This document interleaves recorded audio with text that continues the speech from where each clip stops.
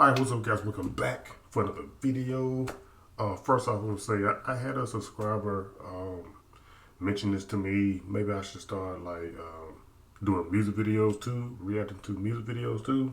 So if I do, I probably like older songs and stuff. I don't want to do like the new ones because I get copyright claim from it. But any suggestions on songs, artists, or whatever, comment down below or whatever, and I can do them. So, with that being said, let's get right to the video.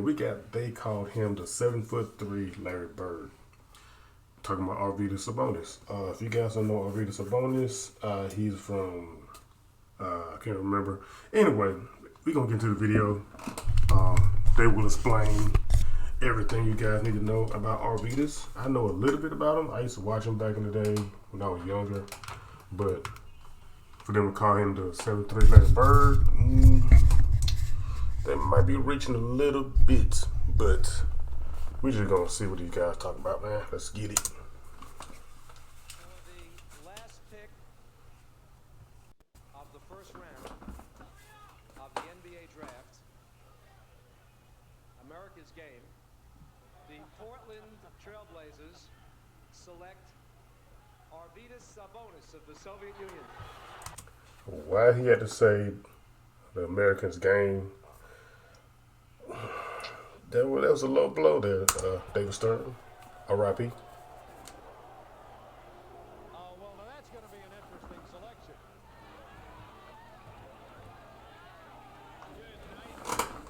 Ridiculous. Just ridiculous. Well, I can't spell it. I can't pronounce it. They didn't like that pick, apparently. The scarcity of international players in the NBA was, for the longest time, perhaps the greatest detriment to the league's early eras.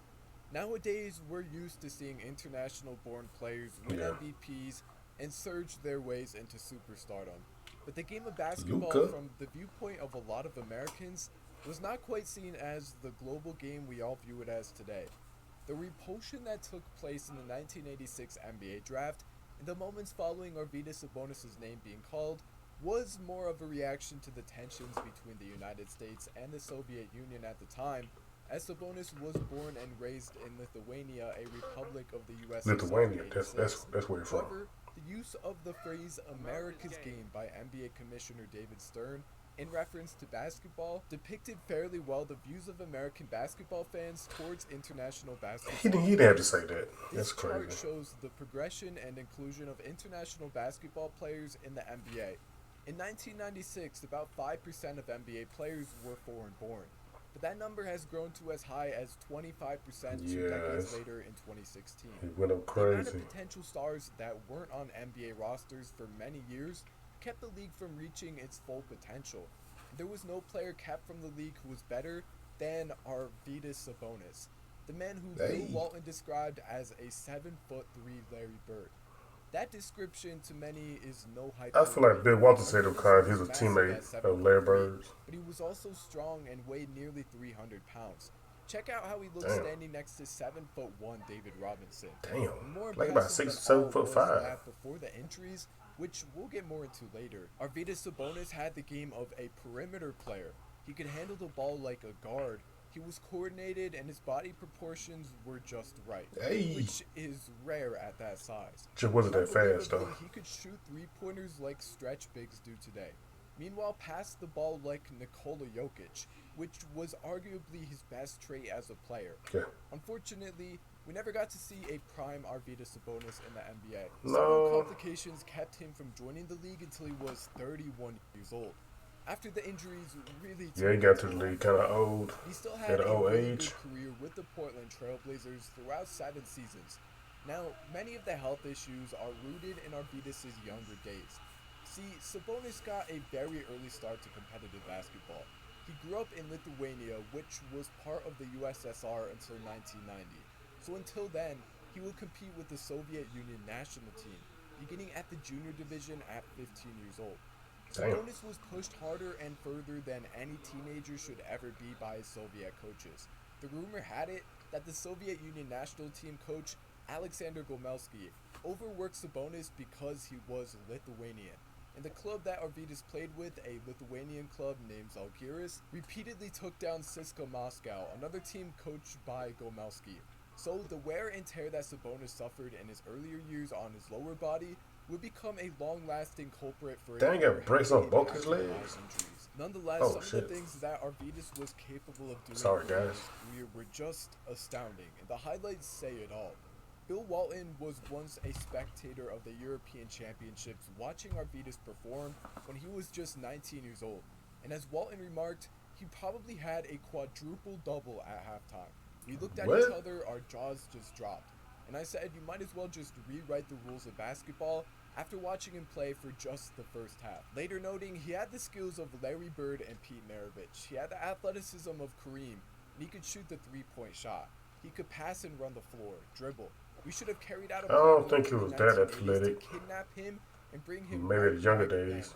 In both his professional career and FIBA career, Arvydas began making a resume as Damn. one of the best young basketball players in the entire world. Oh, NBA teams became more and more Off a free interested in throw. Sabonis, and so the Atlanta Hawks would first draft him He shattered in the the backboard. 1985 Damn. NBA draft with the 77th overall pick.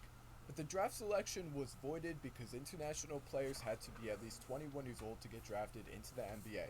However, the Trailblazers selected him in the following year's draft with the 24th overall pick. However, before the selection, Sabonis suffered a devastating Achilles injury that kept him Damn. from joining the Blazers for almost a decade.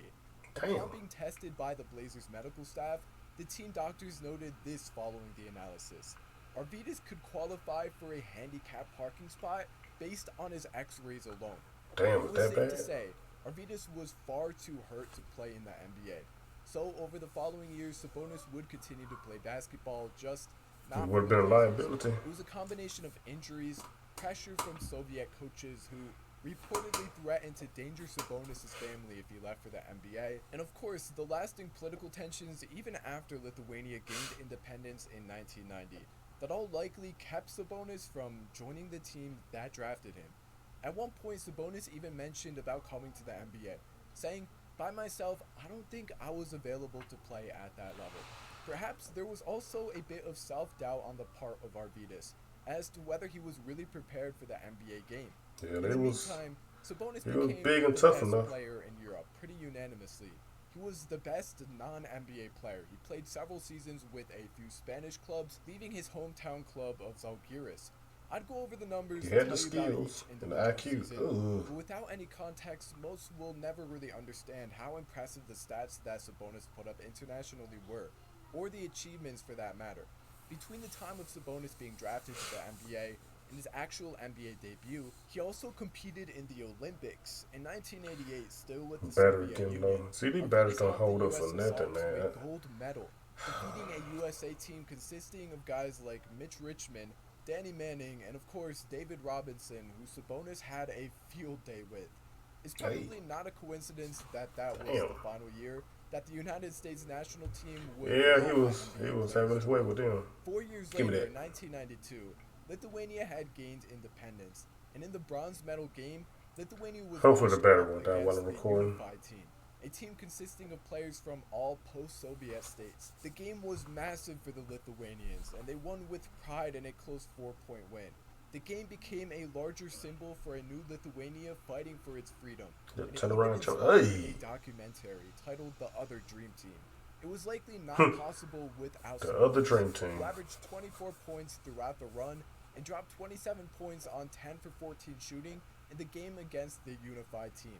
As he would later go on to say, the medal in Seoul was gold, but this bronze is our soul. A few years later, and after much waiting and anticipation, Sabonis would finally make his NBA debut with the Portland Trailblazers in 1995. As a rookie, he would average 14 points and 8 rebounds on 54% from the floor. Yeah, it's not in too only bad. 24 minutes per game. Per 36, that's 22 points and 12 rebounds a game. Sabonis would finally start for Portland in his final 20 games as a rookie, averaging 18 points and 11 rebounds, Okay. hitting 52% of his shots and Good improvement. 45% of his threes. That was an old, washed-up Arvydas Sabonis, finally unleashed, and that production was nowhere even close to what prime Sabonis could do. Arvydas came second in Rookie of the Year voting that year. He easily would have won if he played more minutes, as the numbers and team success would far outweigh Damon Stoudemire, who won Rookie of the Year that season. Stoudemire Sabonis was getting older at this point in his career. He, like I mentioned, was nowhere as healthy as he once was. The fact that he was wasn't. doing this sort of stuff after all that he went through earlier into his career is truly astounding and a true testament to his talent. His best full season came in the year 1997 through 1998.